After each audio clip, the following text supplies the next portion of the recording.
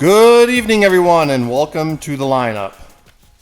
We're coming to you live from the Athletic Sports Group studios in Louisville, Kentucky. I'm your host, Rick Goff, and joining me today is a special guest, Allison Hankowski. Did I say that right? That's as close as we'll get, I think. Okay. Allison is the director of fast pitch softball, and she's a former D1 player and D1 coach. So thanks for joining us tonight. I really appreciate this. Excited to be here. Allison also runs the Softball Youth Elite program and the Softball Youth All-American Games program that we run out of here at Athletic Sports Group as well. Actually, we were talking a little bit at pre-show, and you have 11 Softball Youth Elite teams that are playing this week in the Atlanta area. You want to talk a little bit about that and a little bit about that program? Yeah, it's when we take our best softball youth All-Americans and we put them on teams to compete in pinnacle tournaments. So this weekend, they're competing in a PGF event that my partner here at Athletic Sports Group, Alicia Wolney, she's really the front runner and the main contact point for our elite brand. And so she's going to take 10 teams down there from 10U through 16U to compete in the Atlanta metro area for a PGF title. Well, if you guys are in the Atlanta area and you're looking to see some good softball, check it out. They're going to be playing Saturday and Sunday down there in the Atlanta area. Should be exciting. And how many different states you guys have represented on your teams this week? Oh, wow. I should definitely know that number, but I know that over 60% of our attendees are flying in, so I think we're going to have a pretty wide range. We do have our roster reveals coming Tuesday and Wednesday this week, so if you want to look on the Softball Youth page, you can kind of see where everybody comes from. Oh, that should be fun. That should be fun. We'll check that out. What page is that? That's facebook.com/softballyouth. Softball Youth. We'll check that out. Probably what's going to happen at that event, there's going to be a lot of top plays, a lot of good plays, some exciting home runs, hopefully. And for everybody out there, we will be debuting our top 10 highlight videos next Monday right here live on the show at 7 o'clock. We've gotten a lot of entries for the top 10 for next week, but if you haven't got any in and you had some plays from this weekend, whether it's girls or boys, we'd like to see some girls entries come in. If you take a video of a top play or a fantastic home run, a game-winning home run or anything like that, please send it to us at the lineup. Email us at thelineup@athletics.com. Also, during the show, we'll have our ticket text hotline up and running. If you guys have a question for Allison or I as we discuss our topics tonight, you can text us at 915-228-2785. But we're here tonight. We're going to talk some girls softball, youth softball, and we're going to compare it to boys baseball, some of the similarities that go on between the two sports, the differences, share some of your experiences growing up as a D1 player and some processes that you had to go through to get to that top pinnacle level, and also as a D1 coach, what you had to deal with. But let me ask you a first question. Could Allison the coach Allison the player? Oh, man. I think one Allie's is plenty. Yes, I was if anything, I was a super hard worker and I loved playing the game. So I think anybody that loves being around the sport would have enjoyed coaching me. Oh, okay. So it's that's a politically correct answer there about yourself. You know, I'm always easy to get along with. Yep, exactly. Well, let's talk a little bit. Let's dive right into it. We'll get into our first topic here. Actually, you know what? Let me go over the recap first. We had a couple of teams that had some outstanding weekends this past weekend, and we're going to talk about that real quick before we get into our topics. We want to recognize the number 13 10U team, RBI Red Stitch out of Tennessee. They had a fantastic weekend. They went undefeated, outscoring their opponents 43-13. And they actually run-ruled a good Carolina Cardinal team in the finals, 10-2 on their way to a championship. So congratulations to RBI Red Stitch from this past weekend. And then the big one from this past weekend happened in our 12-year-old division. We had the TBS number 1 preseason ranked team squaring off with number 2 in a tournament this weekend, and that would be the East Cobb Astros as our TBS number 1 ranked team against Texas Florida Canes as the number 2 team. And Texas Florida ended up the number 2 seed in the tournament, giving up only 3 runs, but the Astros secured the number 1 seed by allowing no runs in pool play going into bracket play. And I don't care if you're baseball, softball, or t-ball, giving up no runs. That's kind of hard to do. That's an impressive stat. But they went on and they eventually met in the championship game, a dream matchup this early in the season, preseason ranked number 1 and number 2 to play each other. But before that took place, Texas Florida actually beat our TBS number 20 ranked team, the Canes Piro, out of North Carolina to set up that dream matchup in the championship game. The game was 1-0 going into the 5th inning, and Texas Florida had the lead. And in the 5th inning, the Astros pushed across 3 runs, held the Canes in the 6th inning, and Astros took home a 3-1 victory. So congratulations to the Astros for a good weekend. And folks, if you want to send us some results from your tournaments this weekend, again, whether it's boys or girls, we'll recognize both in our recaps in the beginning of the show. Send that information. Again, I'll give you the email address. It's thelineup@athletics.com, and we'll talk about your team a little bit on the air at the beginning of every show in the recap. All right, so let's move on. We're going to talk about youth baseball, softball comparisons, and one of the things I found interesting talking to you, Allie, in our pregame meetings, or our pre-show meetings, I guess I should say. There's the coach in me coming out of pregame meetings. But our pre-show meetings was the fact that the girls typically play in classes every 2 years. Is that correct? Yeah. The even age groups are common for us, 10U, 12U, 14U, and so on. But here, as of late, I'm not sure when this started or frankly why, but it looks like the odd age groups are kind of making a presence in the youth space for softball. Well, do you think that has to do with, and I know a little bit about softball, but do you think that has to do with the odd ages? They're tired of being beat up for a year? Sure, I think that could be it. I also think that there's more softball players in the game, so there's more teams and more availability to fill these tournaments in the odd age groups. I think it's a little mix of both, for sure. Well, that was going to be my next statement to you is, the girls' game, I'm assuming now with the way social media is, it is growing. It's a fan base that more and more, and I see it on the baseball side too, more and more younger boys are wanting to play baseball, and I'm assuming that more and more younger girls are now wanting to get into the softball world. So, maybe it's time to make that change to go to every year. I guess I look at it as such a tremendous advantage when you're playing in birth year divisions, and when you move forward to the high school level and hopefully the collegiate level, you're playing with athletes that are 4, 5, sometimes 6 years different than you. And why would you not want to set yourself up for success long term by competing in those larger age divisions early on? Yeah, I mean, it's I'm sure there's pros and cons, to all of the different types of things, and go over a few of what those are, the pros and cons of those age groups. Yeah, I mean, the pros of bringing in the odd age groups would be, more true competition, potentially.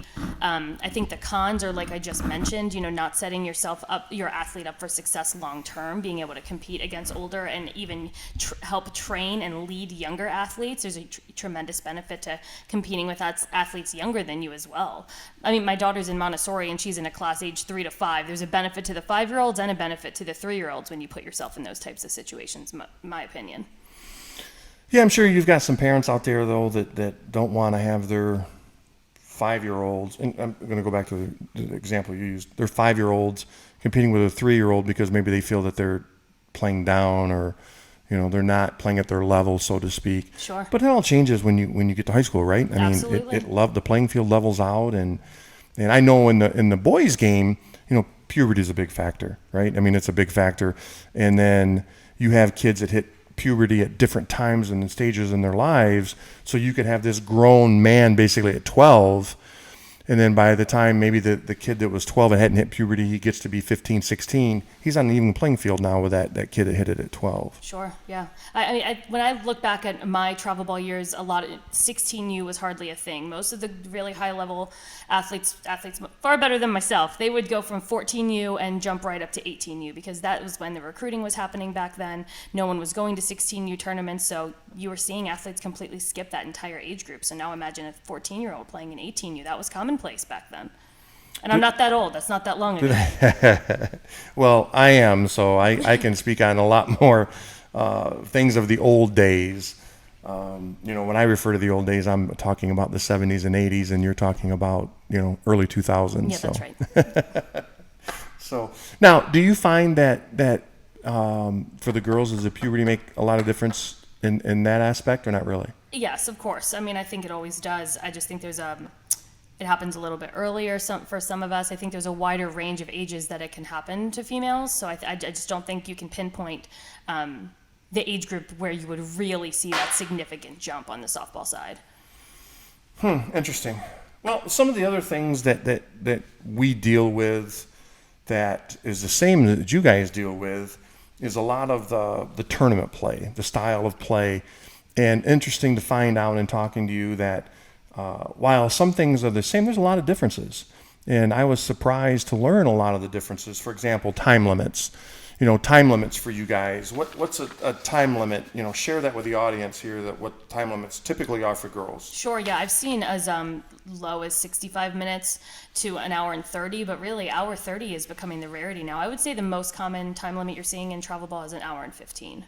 That's hard for me to wrap my head around that. Running baseball tournaments for almost 20 years. I mean, you typically see some weekend tournaments for boys that'll go an hour and 30, but a lot of people are complaining about that short amount of time, right?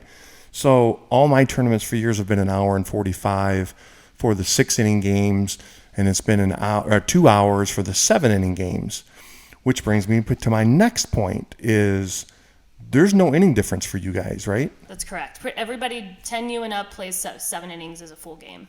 It's a full game. That's right.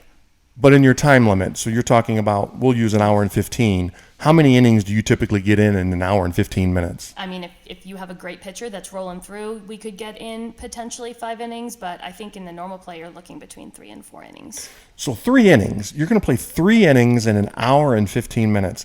I want all the baseball people to hear that, what she just said. And they're playing typical, and they're used to it. That's normal, right? Hour and 15 is normal. Maybe even a little less. It is definitely normal. I'm not saying everybody's happy with it, but it is definitely the commonplace in the tournament space, yes. So the guys out there in the baseball world, give us baseball tournament directors a break when we give you guys an hour and 45-minute time limit, because I think my favorite line is going to be, well, you could be playing girls softball. And I guess you can steal that one. And that's an hour and 15 minutes. So be thankful that we're playing baseball instead of softball. I'm surprised that the softball world is okay with that. I mean, I know you said they're upset about it, but it's kind of like being upset, but you still go along and do it anyway. So, I mean, why be upset? I think that you also have to look at, in softball, a tournament, anything less than a 4-game guarantee is a rarity. So we need more game slots to fit more games in. When you could go to a baseball tournament, a 2 or 3 game guarantee baseball tournament, and that's not abnormal. That True. 3 games is the absolute commonplace. 3 games is commonplace for baseball, and so you're saying 4 games is common for softball. Oh, that's a minimum. Yeah, 4-game guarantee is I would say the low end. Teams really prefer to have a 5-game double elimination type of bracket. Okay, well, you got me there, because the time restraints would almost make it impossible for baseball to come up with something like that.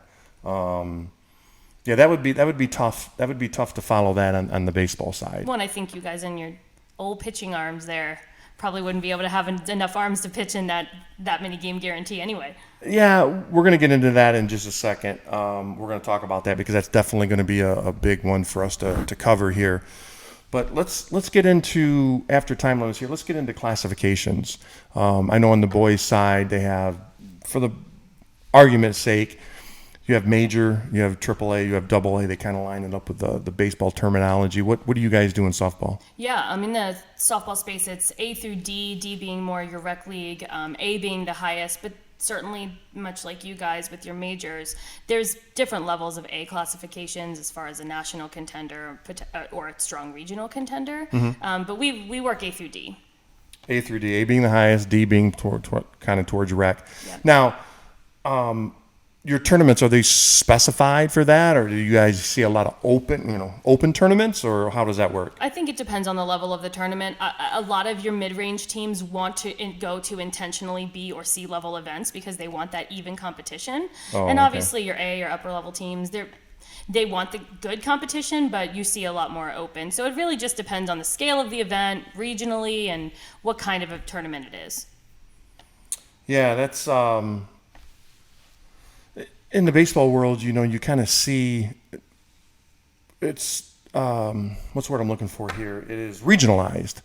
So I don't know what the softball hotbed is, but for boys baseball, the hotbeds are, Texas, Florida, California. So those teams are classified accordingly. But you go to a state that doesn't have a lot of participation. Take a Michigan, for example, or an Illinois, and those teams, they, in your terminology, they wouldn't classify themselves as A because then they cut themselves off from the rest of the world, basically. So they have to kind of make themselves a B type team so they can play in either A or B in order to play, or they have to travel every weekend. That definitely happens. And I think, like you mentioned, regionally, if we're looking at a B-level Texas team that could most likely compete with an A-level Midwest team at the same scale, just because of sheer volume and competition level. So that does happen, where we find teams in areas where there aren't as many that have to classify differently just to be able to get games in. It's right. It's kind of unfair, but it's the way it goes. What's the hotbed for softball? Same as you mentioned. Texas, Florida, It's the same. California. I'd throw Arizona in that mix. It's absolutely the same. Why do you think that is? That Warm weather. Play ball year round. you think that's it? I think it's a major piece. That's interesting. I mean, I didn't realize. Now that I'm sitting here talking to you, now I'm thinking about it. I'm like, well, why is? It's got to be warm weather. Well, and I think I'm from Maryland. Every one of my friends played either college field hockey or college lacrosse. Nobody played softball. So I think it also sheer popularity in those regions, perhaps. Do you think that? I mean, is that kind of taken over the East? Is the lacrosse portion of it? Absolutely. You see softball dying? It never was climbing on the East Coast, I wouldn't say. I don't think it ever has played a major role in, if you had to rank the participation in sports. I don't think softball, frankly, or baseball would be as high as some of the ones I'd already mentioned. Huh. Interesting. Well, I know in baseball we hear about it all the time. Well, they only played baseball in Florida and California and Texas, and well, there's other areas too. But now you're telling me the same thing in softball, so now it makes me scratch my head and makes me wonder. Maybe that's what it is. Maybe I need to go start strong organizations up and down the East Coast. Right. Well, and in baseball there is, but we talked about it not being as prevalent in that. You go to Michigan, for example, and you've got the Motor City Hit Dogs kind of. That run the area, and you go to New Jersey, you've got Tri-State Arsenal, and you go to Pennsylvania, and you've got Beaver Valley Red, but then you go to Atlanta area, and you've got 15 organizations that they have to compete and fight for those players, and they're all kind of spread out, and so that's a little bit different. Well, let's talk about some of the similarities and differences between the game. We'll talk about run rules. Do you guys utilize run rules? I'm assuming you do. So yeah, what are they? At every level, from the youth space to Division I college, we do. In the TravelBall world, it's usually 15 runs after 3 and works up to 8 runs after 5. Yeah, it's the same in baseball then. Yep, exactly. And then That's when the you get same. to college, it's 8 runs after 5, period. Gotcha. So that's a lot of the same stuff there. So that's not a big difference. Here's a big one. Pitch counts. Oh, man. Can of worms. Yeah, well, it is on the boys' side too. So let me hear the story about the girls' side. What's the norm? What do you guys do? Everyone likes to say that softball pitching is a natural motion, and I've heard that. Right, and I've said it. So I think that it's only as of late that people are really starting to talk about softball pitching overuse and what that looks like, especially at the young ages. It's becoming a real key piece in how coaches are choosing their rosters, setting their rosters. We may move to seeing larger rosters in the TravelBall space to accommodate it, but it's definitely something that needs attention. I'm not a medical professional, but I've seen a lot of overuse injuries at a lot of ages, and there has to be a reason for it. Well, the taboo word in boys baseball is Tommy John, right? That's Tommy John. Do you hear of Tommy John surgery happening in the girls' world? Definitely. I coached a catcher that had Tommy John's, but it was on an impact injury. I don't see a lot of Tommy John surgery based on pitching overuse, or frankly, any overuse. Most of the time for a softball player, it's a collision or an impact injury that creates it. So give me a typical normal weekend for a pitcher. How many innings does she throw? You talked about it being a 4-game guarantee. I'm guessing in those 4-game guarantees, you can play as many as 7 games? Absolutely. Yes. Okay, so 7 games. So your number one pitcher, Allie's number one pitcher in 7 games, we'll say they played 6 innings in every game, 42 innings. How many innings will she throw in 7 games? She's throwing 4 full games. She's throwing 4 full games in 2 days. She's throwing 2 of my 3 pool play games on Saturday. And depending on, where that seeds us and how that looks, she's certainly, after the first round, is hopefully starting or pitching in the remaining games as long as we win. So she's throwing, conservatively, she's throwing 20 innings in a weekend. Don't make me do math, but that sounds right. 20 innings. I want my baseball people to hear this and to wrap their head around it, because in the boys' world, it is so different, right? You've got pitch counts, and depending on what association you play in, it could be a number, it could be innings. There's always a big debate on what is better. Is it better for innings? Is it better for numbers? What are we looking at for an average, typically, of a pitch count pitch number? Well, it depends on the age. And so there's a question I can ask you. For the girls' softball, does it depend on the age? I think it more so depends on your mechanics. If you're healthy and you're taking care of your body in a way that you should, and you have good mechanics and good training, it allows you to throw a lot more pitches and feel pretty good about it. That's asking me if I think there should be one, and I just don't. I'm not educated well enough on the medical side of things to say either way. Well, let me answer your question. Go back to your question for boys, and when you're in a 9-10-year-old area, you're probably talking, this time of year early on, you're probably talking about a 40-45 pitch limit. And as they get older to like 13, 14, I don't fool with many high school age levels, but 14, you're probably in that 70 to 80 range, maybe 85 this early in the season. Actually, that might be high for this early in the season. And very rarely do you see any type of pitcher throwing 100 pitchers at the age 13 and below. It happens. I'm not trying to say it doesn't happen, but when it happens, people absolutely lose their mind. Oh, I've seen the parent posts on social media and in groups. They start claiming child abuse, and what I tell people is kids are built differently, and whether it's a boy or a girl, they're built differently. They're biologically, some of them are more mature and able to handle it.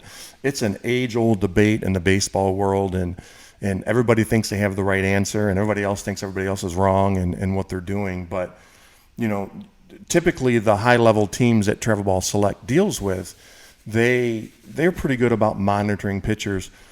But you're talking about a kid over the course of 5 days is going to throw 2 days, 1 game. Mm-hmm. You're talking about out of 7 games in 2 days, your pitcher is going to throw 4 of those. That's right. Yeah. 4. And I think that really. I think there's a really easy way to look at pitch counts and what a kid is capable of. What's the ball strike ratio from the beginning of the game to the end of their innings, and what's their velocity doing? I mean, if they're plummeting in velocity, there's probably a mechanical issue. If they're plummeting in their ball to strike ratio, then they're tired. So I think that those things are 2 concrete ways to track your kids and what they should be doing. Is velo a big deal at the youth level for softball? Isn't it at every level? It is for baseball, and I didn't know if it was the same for softball. Absolutely. I mean, of course, when you're very young, throwing strikes is obviously... Sure. But yes, I haven't seen a young kid, 10 to 12 years old, practicing pitching without a radar gun in the film. Yeah, it's become more prevalent over the course of baseball, too. The technology today that these kids they're available to have access to. Thank you. They have access to is just, it's beyond your rationale. So you can imagine what it is for me. I mean, they back then when I was coaching, even my son's 26 now. What he was available to then is nothing like it was today, and that's just 15 years ago. Yeah, same. I'm not, like I said, I'm not that old, and I never had any of these resources. And I guess that when a D1 All-American is throwing 300 plus innings in a 56 game season, we play the same amount of games, baseball and softball. That woman has had tremendous training and has great resources and the best of the best to make sure that she's healthy. So that's how it can happen. Folks, in case you missed that, she said 300 innings in 56 games. You're talking 40 plus games out of 56. 300 innings at the youth level. We're not talking about a professional. I'm talking about college level. College. Like All right, to me, and we had this conversation. Amateur, anything other than professional. I still view youth, even though I don't deal with a lot of high school, college stuff, to me, they're still kids, right? Maybe because I'm older, but I still view them as kids. They're not professional. They're not being paid. Sure. Well, that we know of, or that we can prove. But, yeah, I mean, so you're talking about 300 innings. I don't think a college pitcher in his course of a 4-year career might not throw 300 innings. That's interesting. I have to look that up. I'm gonna put a note down for that one, and I'm gonna look that one up. But let's go on to the next one, which is field dimensions. Field dimensions. Boys baseball, the older you get, the bigger the field gets. And the common saying in baseball is, well, we're trying to prepare them for high school baseball. We're trying to prepare them for the next level. For 60-90s. 60-90, right. We're going to prepare them for 60-90. That's not the case in softball. No, we're 60 feet from when you're 8 years old to when you're 22 years old. 60 feet on the bases. Rubber obviously changes. 35 feet for 10U, 40 feet for 12U, and then 14U and up is 43 feet. When I played, it was 40 feet in high school. So there's been some evolution there even since I played. So what's the outfield fence? NCAA minimum is 190 down the lines, but we're looking at an average of 200 feet. 200 feet. So the evolution changed on the mound. You said it went from 40 to 43 feet. So the powers to be saw that there was a need for that. But they have yet to see that there's a need to move the outfield fence. Why do you think that is? Whether you're an 8-year-old girl or whether you're an 18-year-old girl, your fence is 200 feet. Sure. Yeah. I mean, I think it's a lot less expensive to ban bats and reshape the technology of bats than it is to move 1 million softball fields back. And also, I mean, we get into it in the tournament ball space. It's a constant challenge to find the right venues that have the right distance baseball fields to accommodate us. That is never an issue in softball because all softball fields are all the same. Yeah. So I think that there's a lot of reasons. Financial is certainly one of them. Yeah, I mean, that's interesting that all of that transpires in that way, that, girls naturally, they're bigger, stronger, faster from 8 to 18. We talked about the strategy involved in the girls' game. Everybody heard the term that they're slappers. I mean, there's even slappers in baseball. It's not a common term, but it's there. Mm-hmm. But in softball, slapper is very, very common. And to me, it just seems like, well, all right, well, if we're going to combat that, let's take the bases from 60 feet, maybe to 70 feet. And, you said, well, it would change the game dramatically. And I even mentioned, well, let's take the fence back to 250 feet. And I understand what you're talking about. That's the way it's been this whole time. Okay, I get that. From today, from March 22nd on, if you're going to build a softball field, it's going to have a 250-foot fence. It would. I mean, it could work. There would still certainly be home runs. I've seen a lot of 260-plus bombs. Oh, sure. For sure. But there would definitely be less. Definitely, there would be a lot less pop-ups that get over that fence. All right. You're a D1 coach. So let's just play hypothetical here. And I like to do this occasionally. How does your recruiting change from 200 to 250? That's so interesting you asked. We had a huge field at my last stop. We were 225 with a 12-foot wall to center, and it was a constant complaint from my girls, that we had the deepest field in the conference. They didn't like it. They hated it. Why is that? Well, my pitchers loved it. Oh, the pitchers love it. love I stayed it. as far away from my pitchers as I possibly could. That's not my thing. The pitchers love it. There's more outs, right? Exactly. So they hated it from a hitting perspective, not necessarily defensive perspective. They just hated it from a hitting perspective. Well, I guess definite defensive. I guess it would be defensive because it was an advantage for us though, because we had a tremendous speed. We're talking 20 to 30 foot difference in our gaps. So when you come to play at our place, you're hitting a lot of triples, and our girls know how to play that, and other outfielders do not. So it turned into an advantage both offensively and defensively for us. But that's more of a home field thing than a distance thing. Right, that would be a home field. But to answer my question though, you would change your recruiting based on speed, right? You would take more speed people and maybe not so much the power hitters. You're definitely right, and honestly, you could probably go a little bit further with average pitching if the fences were moved back. Well, let's talk a little bit about, go back to the hitting topic there, and we talked about the slappers. A big no-no in the youth baseball world is slashing. And I found it very intriguing that slashing in softball is common. Yeah, I had actually never really even heard the term until you had mentioned it to me, which shows how much it is a non-issue. We call it just like a fake bunt, pullback. Sure, and that's exactly what it is. And that is totally allowed unless there are 10Us or lower age groups that are banning it that I don't know about. I've seen it at all levels. It is taboo in the baseball world. I've seen it start fights over doing something like that because, and I can't imagine. And you mentioned that it's part of the game, right? It's kind of it takes away the advantage from the hitters, and maybe it's because they don't hit. They're slapping. They're really not trying to hit a home run from a fake bunt position. Is that a fair statement? It's a fair statement, but I think that we're not. When we do that, it's more of sometimes a timing mechanism. Mm-hmm. Sure, I've heard that. Yep, and that we're definitely still trying to hit the ball hard. And if a player comes crashing, it definitely is still equally as dangerous. That's what's interesting is I've never even heard it as an issue from a safety perspective, but it certainly is when you look at it like that. Well, I can tell you this. If you want to rile up a mother at a youth softball field, let somebody try to slash with her son playing third base, and hell hath no fury like a mother whose son plays third base. Right, when there's somebody that's trying to slash. That's so interesting. Yeah, it's just so different. And I think because short game is such a large part of the softball game and the strategy behind it from the youngest age, it's just always been a part. Well, let's go. We'll skip that one. I'll come back to that one later. Let's talk about a team makeup for girls softball. Youth baseball, average size, maybe at even 9 and 10-year-olds, they have 10 players. Might go up to 12 by the time you get to 12, and then you really don't start seeing the pitcher onlys till like 14 and above, and they start carrying 17, 18-man rosters. At a 13-year-old level, you might see them carry 13 because now kids are starting to separate, right? They know if they're a pitcher, they know if they're a hitter.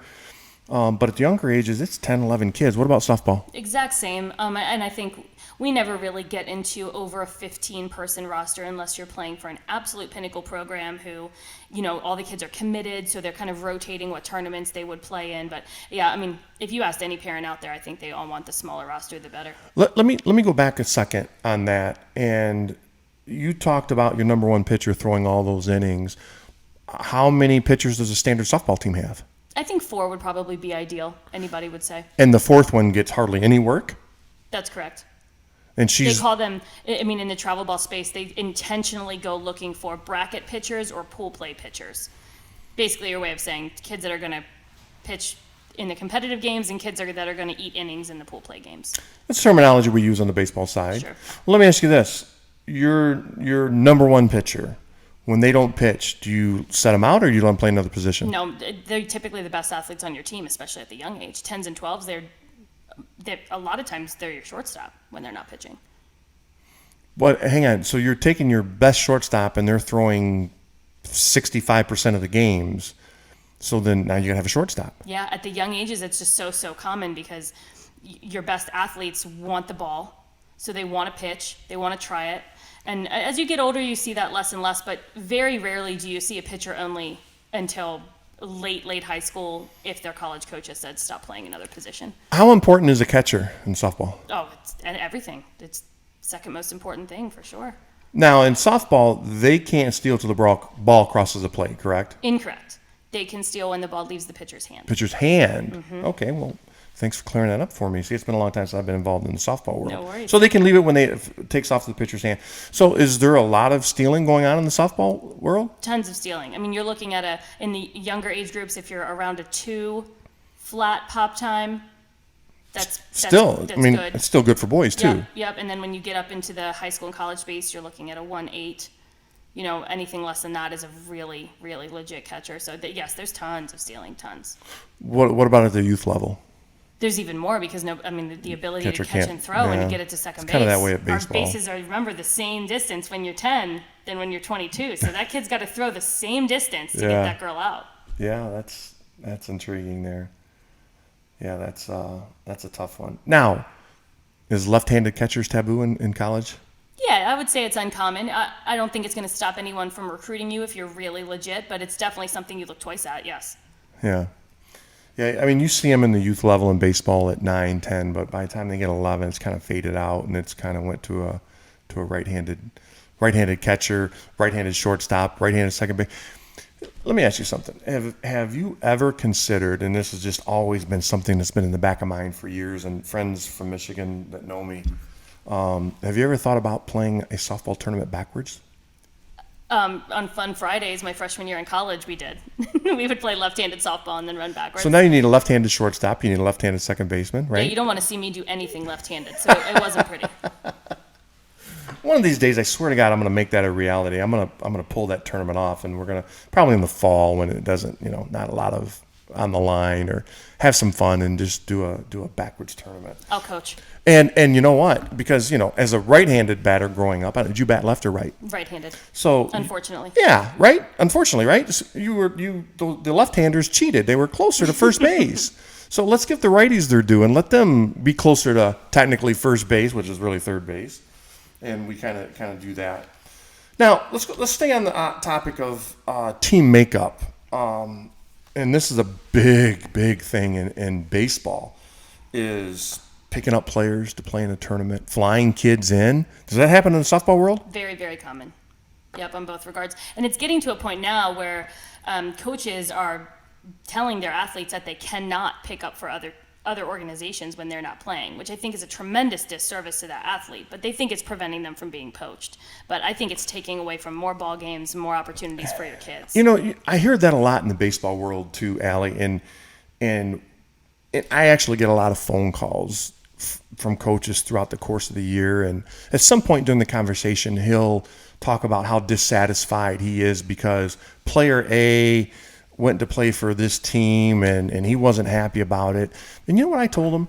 I said, the last time I checked, you don't own any kid. And I understand he plays for you, but if you're not playing that weekend and he wants to go play, how are you going to stop him? Why are you going to stop him? And I understand what you're talking about. Well, they're being poached. Well, listen, let me tell you something.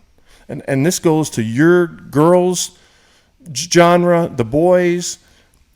And I'll tell this to everybody till the day I die. If that player is happy where they're at, they're not going nowhere. Completely agree. They might go play for 1 week for some other team, but if he's happy or she's happy, she's coming back.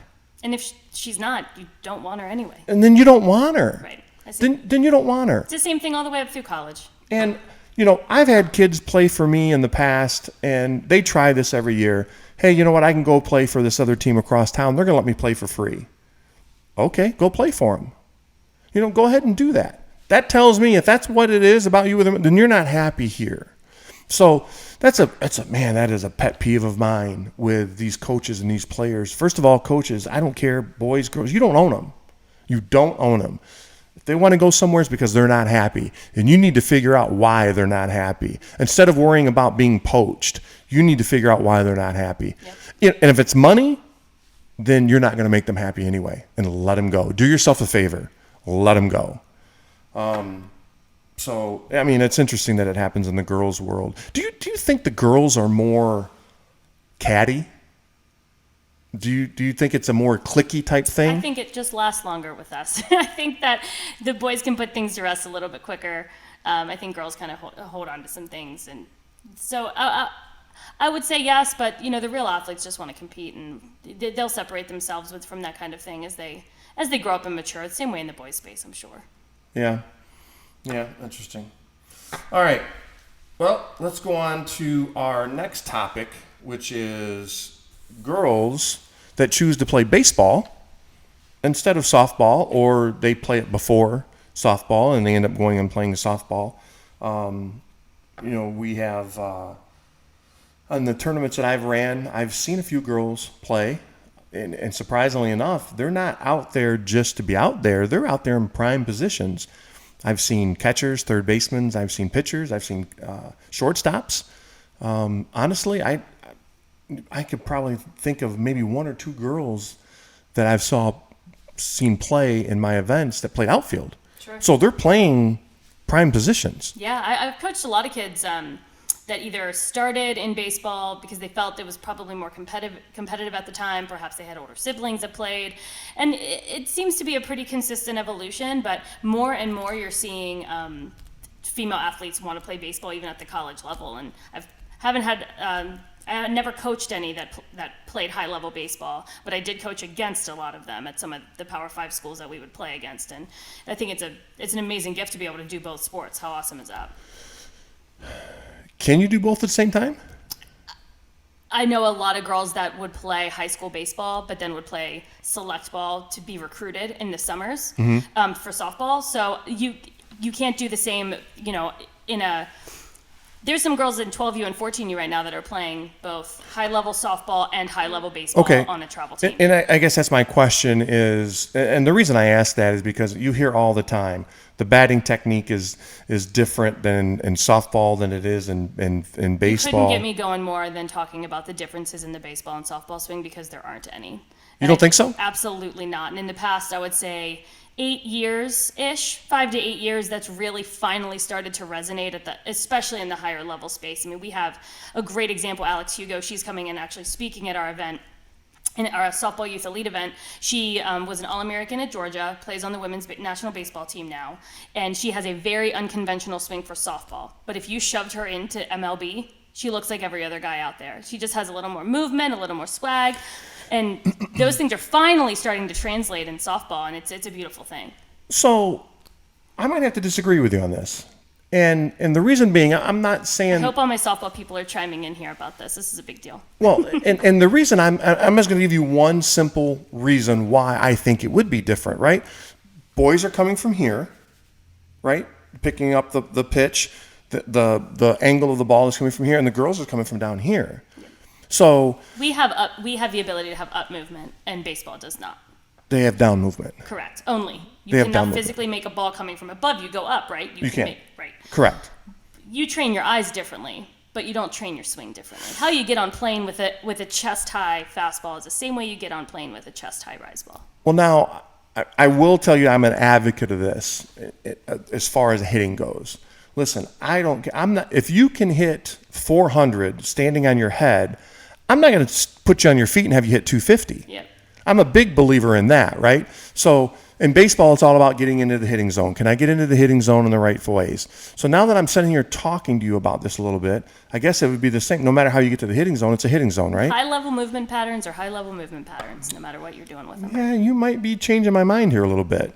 I just never really put it. It's just the initial thought out of your head as a baseball guy is baseball's a high release, softball's a low release. But you still got to get the hitting zone at the same time. I'll send you some videos offline about this one. Yeah, you know what? I'm now that I sit here and think about it, I can buy into it. What age do you see the girls that maybe they give up playing baseball and then go into the softball? Typically 14U. 14. Yeah, right before high school. I think the 60-90 jump. I think funneling their collegiate career, through softball is obviously something they know is coming, or will be coming. So I think 14U is pretty much the standard there. Do you think the boy-girl thing has anything to do with it? I mean, now you're playing with boys or girls that you might develop a crush on, and you just don't want to be around that no more? I would certainly hope not. I think any girl that's playing baseball at that age is committed and is an athlete, and that's the priority there. And I think if they're thinking about their future and getting a college scholarship, then they're making the decision for that. I mean, of course, when you talk about that, you think back to the movie The Bad News Bears, right? Sure, yeah. With Kelly Leak and Amanda, and there was an attraction there with those two at that age, and you're like, well, maybe that's why she doesn't want to play baseball no more. So, there's a girl out of Georgia that I've became fond of over the last couple of years. Her name's Ainsley. I don't know why I said Ashley. Ainsley, and she plays on a high-level team in Georgia. She's a catcher. That's her primary position, or it was. I haven't seen her play this year, but she controls a field as she's a catcher. I mean, I have watched this girl play multiple times, and I've heard her, talk in a way to an umpire that's not to show him up.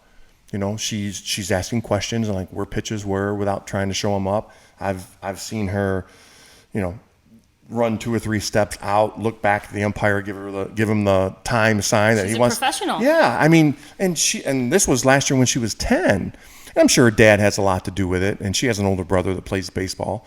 But she was just so much fun to watch, and she could play the game. So I wonder when she's going to have to make that jump, if she has to make that jump. I'm not saying she does.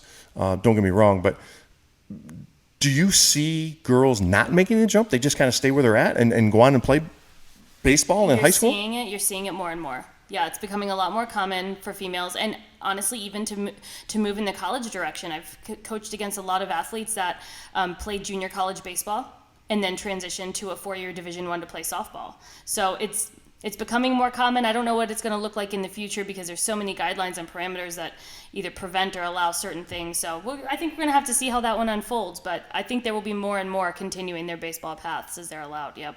Huh, interesting. What do you, if a girl was to play continuously at a 60-90 level, what position do you see her being pigeonholed into a position, or not really? A lot of them are pitching. If you have a girl throwing in the 80s, that's an elite level arm, especially when they transition over to the softball space. What's an elite level speed for softball? Underhand or overhand? Underhand. I'm sorry. A pitcher. I mean, pinnacle is 65 plus. 65 plus. So if you've got a girl throwing 65 plus in the softball world, they're playing Power 5 D1. She's up there. That's right. What it is. 65 and the boys level won't get you. That's because it's equivalent to like 150 overhand. Well, it's funny you mentioned that. So let me ask you this then. As a player or even as a coach, have you ever had or witnessed a boy, a man, whatever terminology you want to use, try to hit a softball pitcher? Oh, yeah. Yep. What's the success ratio? I've never seen anyone be successful. Not very good, right? I mean, there's this famous video of Jenny Finch throwing against, Albert Pujols. There we go. Yeah, and that's what I was getting to. And it's fairly hideous. So, I mean, I've seen some pretty ugly stuff before. Oh, yeah. Yep. I mean, now, let's be fair. Jenny Finch is... You're right, but I think they're just so much closer. I think that seeing a ball out of the hand so much closer is so different for the boys that they would certainly catch up, but I just think they don't realize how hot it's coming in until it's too late.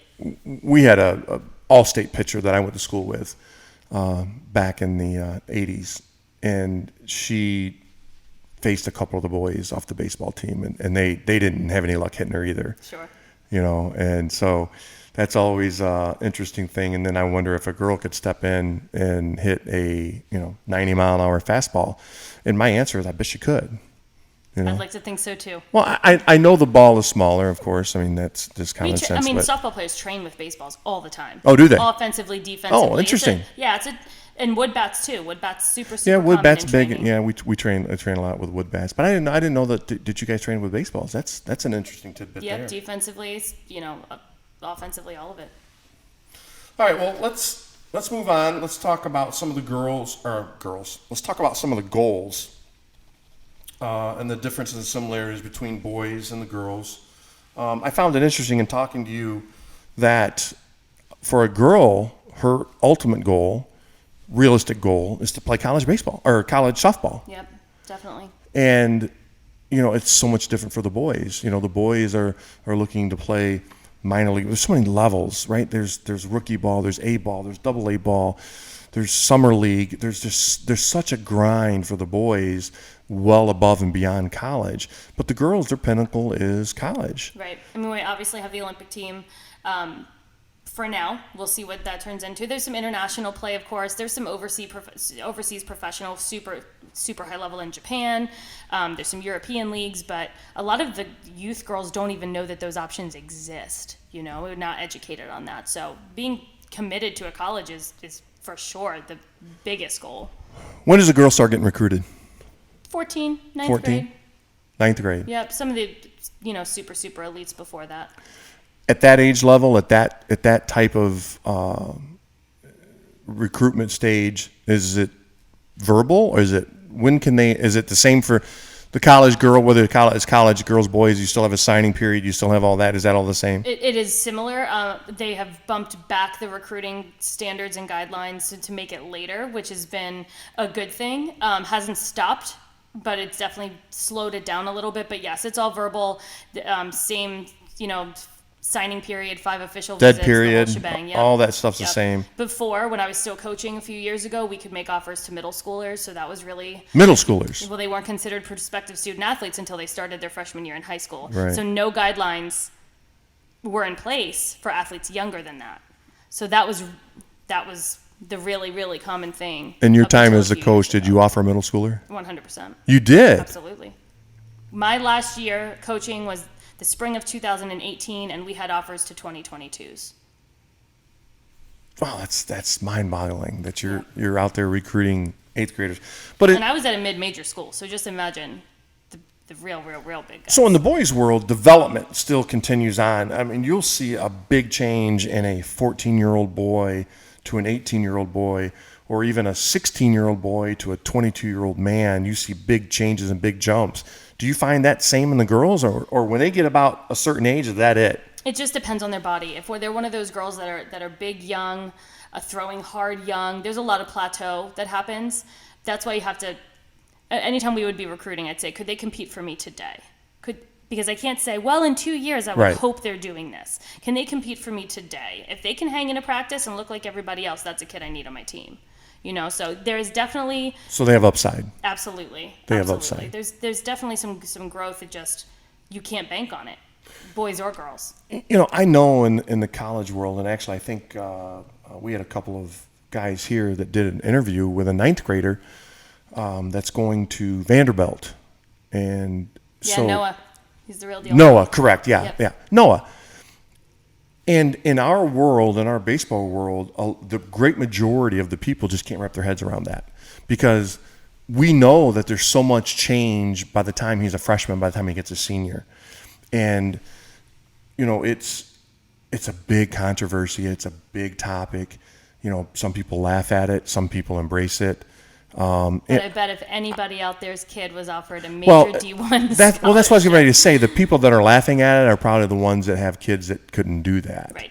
They couldn't go out there and get that offer or that commitment from the colleges. Well, let's be honest on the business aspect of it. I mean, it is verbal. It's a handshake. You'd hope it's a promise, but until there's something written on a piece of paper, there's a lot that can Sure. happen. And so what do you think the percentages are? And I'm asking because I don't know, but you were a coach there. What do you think the percentages are of an 8th or a 9th grade verbal Sticking it out and honoring, and the coach even honoring on her end to actually go to college? I think on the softball side, it's relatively high. I mean, I would shoot for a 75% number.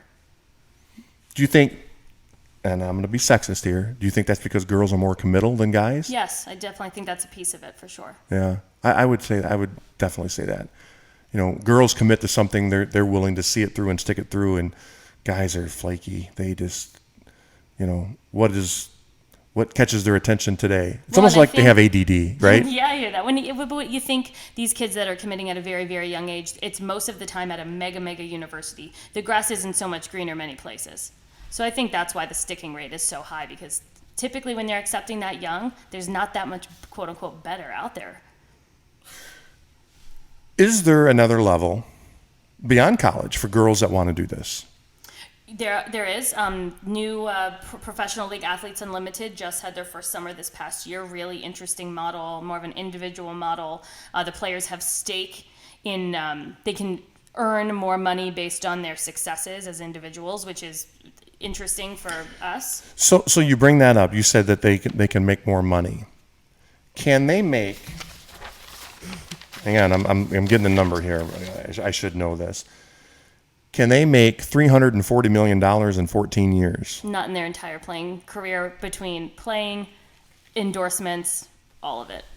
So what would a girl in the professional softball league, a good salary for her to be for the year? I think anyone would be pleased to make $10,000. $10,000. That would be a good number.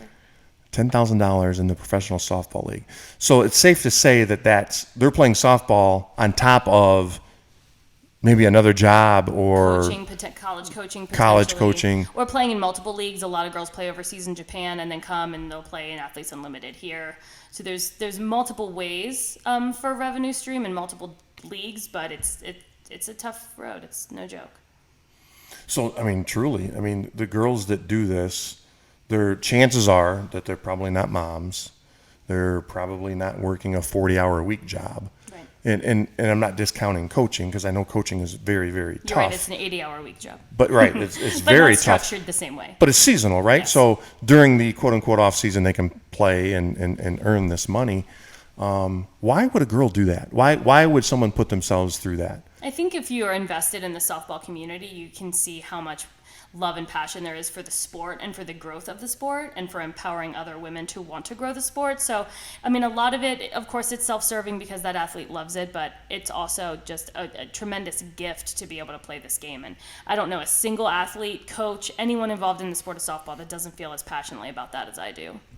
Now, in the baseball world, it's real big for former college players, former pro players to create academies, hitting lessons, hitting instructions, camps, so to speak. You see that? Is that in the softball world as well? Definitely. Very common. A lot of the upper level athletes will run camps, will do speaking engagements, and they can, but it's a hustle, it's a grind. It's a hustle. You know, and Yeah. talking about lessons and opening facilities, you want to talk about tough hours, man, there it is. So it's definitely there. It happens all the time, but everybody knows how challenging that lifestyle can be. Yeah, I mean, I see it a lot in the baseball world. Very few make it. And when I say make it, Long-term success. 5 years, right? So if you've done it for 5 years, and I consider that you made it, and you're probably going to stick around. And if you don't stick around, it's because you don't want to. Well, and I think those, correct me if I'm wrong, but the people that are sticking it out are able to separate themselves tremendously from the day-to-day.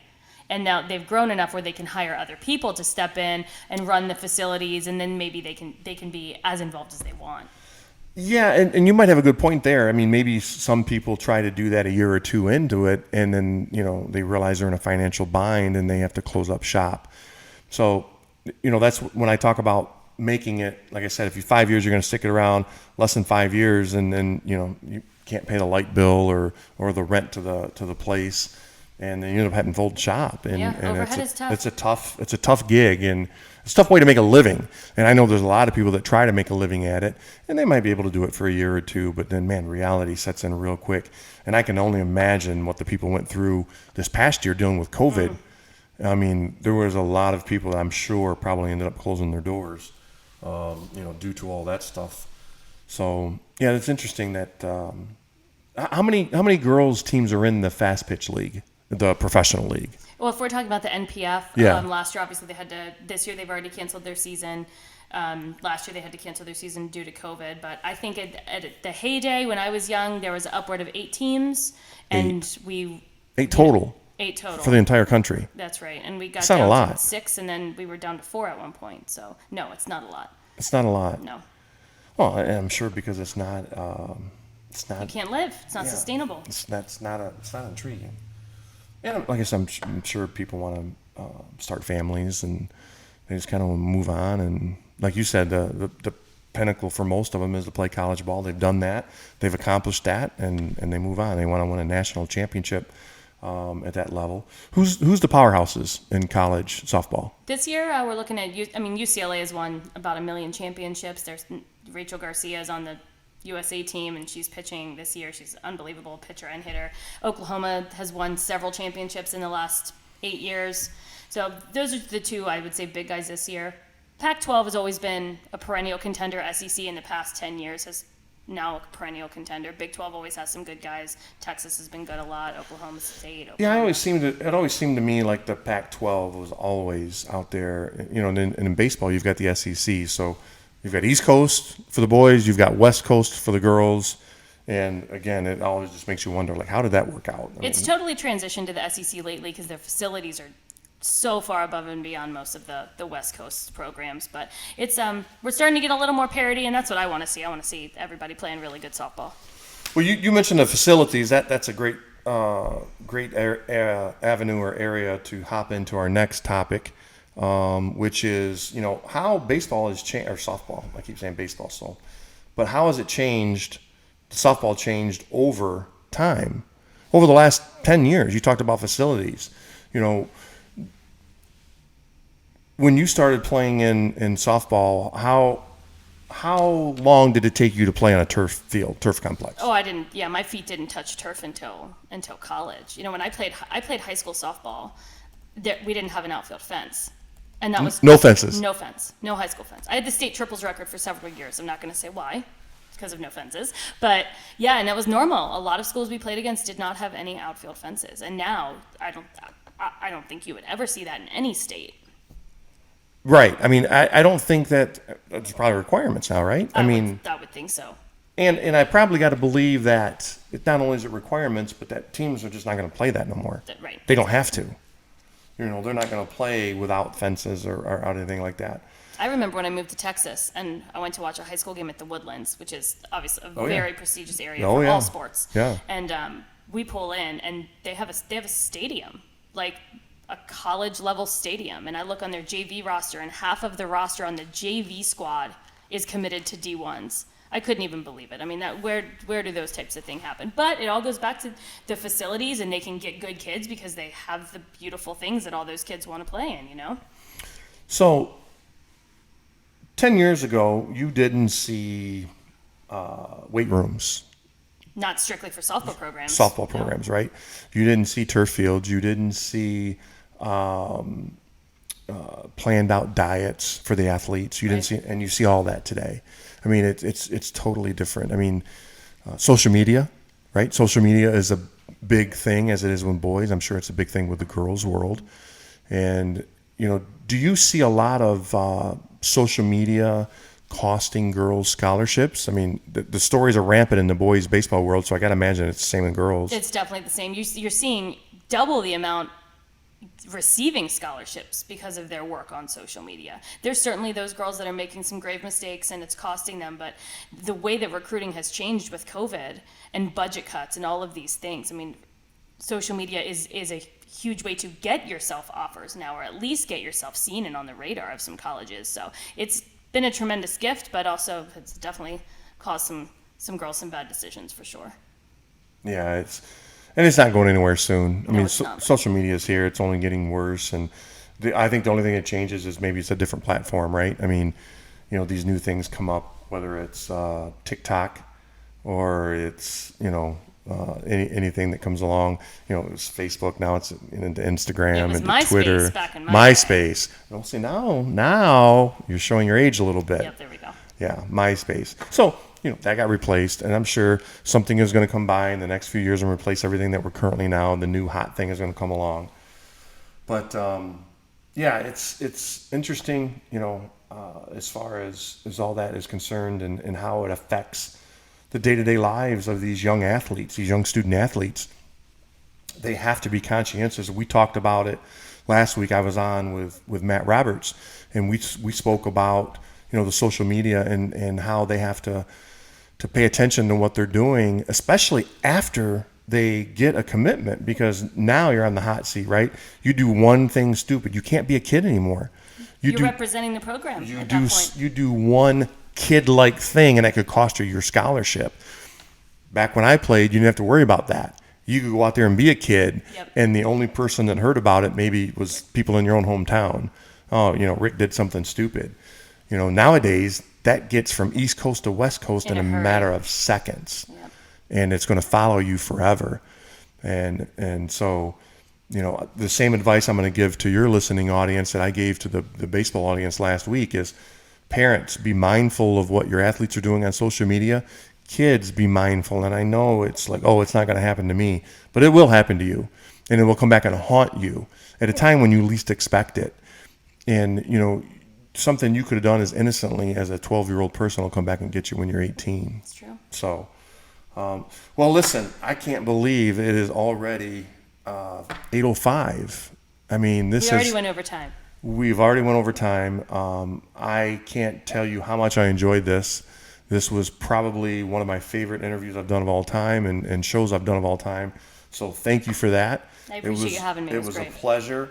Again, folks, just to remind you guys of what we're going on next week, we have our top 10 show for our top 10 plays of March going on next Monday. If you captured a great play or a home run, a dramatic home run on video, please send it to us. You can email us at thelineup@athletics.com. We'll be announcing those next Monday. And Allison, I want to thank you for joining us tonight. Man, I can't stress enough how much it's been a pleasure. I learned a lot. I learned a lot about the softball world. I hope my audience learned a lot about the softball world, and maybe your audience learned a little bit about the baseball world. I'm still sending you hitting videos. I want to see them. I look forward to seeing them. So, folks, again, I'm your host, Rick Goff, joined by Allison Hankowski. I'm going to get that right. And I want to thank her for taking the time out tonight. Guys, have a good night. And we're coming to you live from the Athletic Sports Group studios here in Louisville, Kentucky. And we will see everyone next week. Thank you.